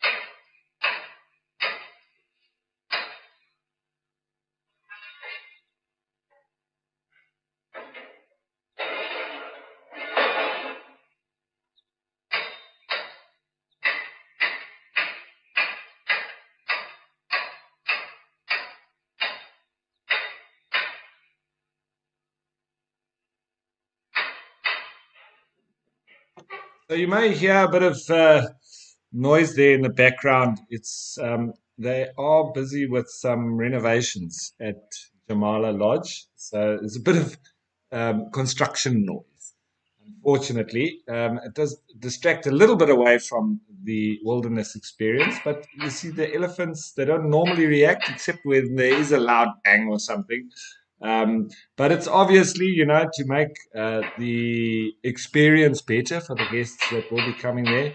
So it's all in the name of development and for better wildlife experiences. So sometimes we do need to have these little sacrifices, and this being one.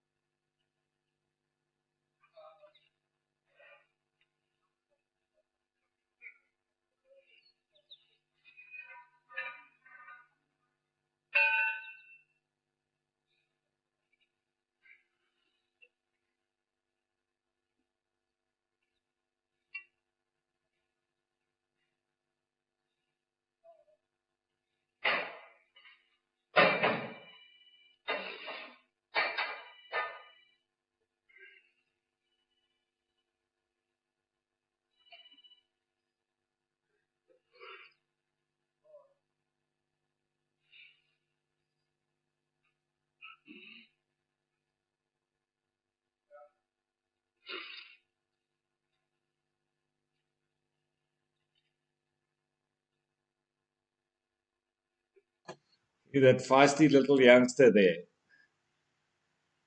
I would say, you see, he's got sort of reasonable use of that trunk. You generally see the tusks start appearing um, around about 2 years of age, and they get full use of that trunk about 1 year of age. So he might be just a little bit under a year.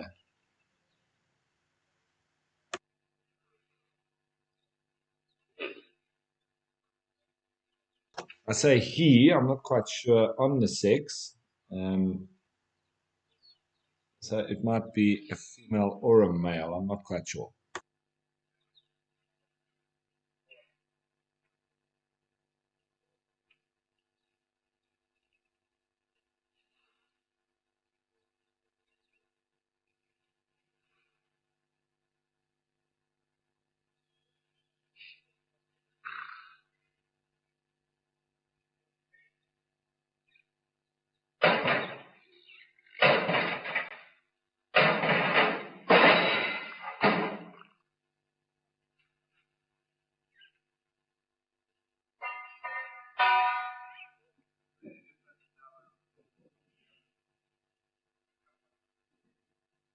But wow, it's lovely to have so many of them here at Jamala in Madikwe.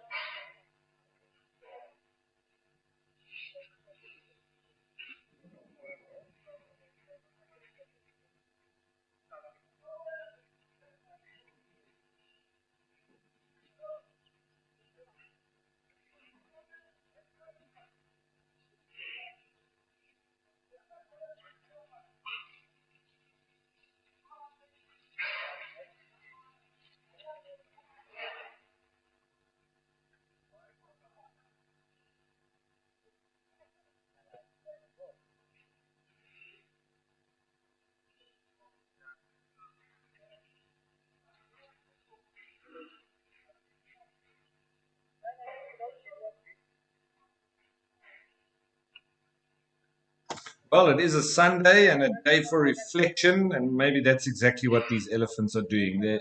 When they stand dead still like this, not all of them are dead still, but when you see them standing very still, sometimes with one leg half raised, it's very apparent that they must be having a discussion, a conversation, communicating, and talking about whatever it is they need to talk about or they are feeling the urge to, whether it's where they've come from, where they need to be going, or if there's anyone being naughty, I think it must be very interesting if you were able to decipher those exact discussions within the communication they're having.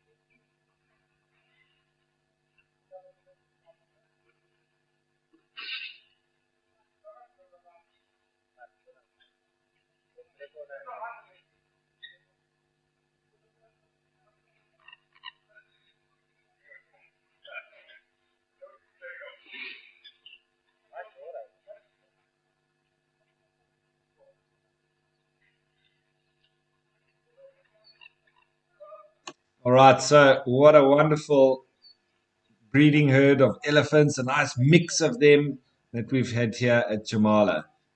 But I think it's now time for us to head to one of my favorite spots, and that's in Etosha.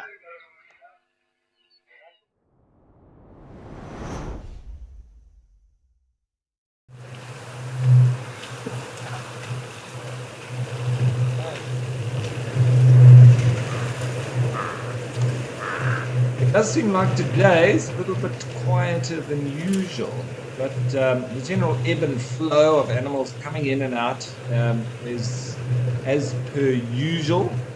Currently, not the numbers that we're used to. See, the easterly wind is picking up. The temperature will be nice and warm, and I'm sure there's going to be more and more animals coming down to drink here, probably long after we end the show, which is coming up on us. It's been a wonderful show, especially the new cameras, the Africam cameras at Old Donyo and Rosie's Pan. And at Tau. So those are the new ones that I've seen today. And lovely that we finally got a predator on the camera with the wild dogs at Rosie's Pan. Even if we could only see two of them, I'm pretty sure there were more. But we'll have to just keep on coming back. I'm sure we're going to eventually also get the Umbika Pride of Lions here at Okukuyu, sooner or later. Gonna have.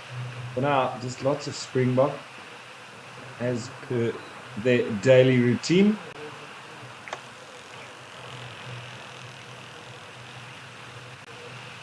Well, Lisa, I'm very glad that you enjoyed it as much as I did, and that it was one of your favorites. That's wonderful. Yeah, it was fantastic. That real low angle at Old Donyo Africam is quite impressive. I like it.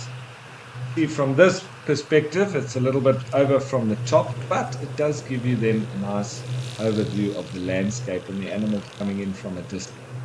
Well, so they're all different, they're all unique, and they're all very special. And wonderful wilderness areas across Africa. So, slowly heading towards the end of the show, I just want to say thanks to everybody that need to be thanked, particularly you, the viewers, for joining us. And of course, the stars of the show being the wildlife. Without them, possible. And of course, the whole WildEarth team, especially the guys behind the scenes, the directors and the tech guys and the producers, etc. They're the ones that make it happen. We've got the easy job as the naturalists. We just talk nonsense. I'm going to stop talking nonsense. My name's Ralph Kirsten. We'll see you again tomorrow. Bye for now.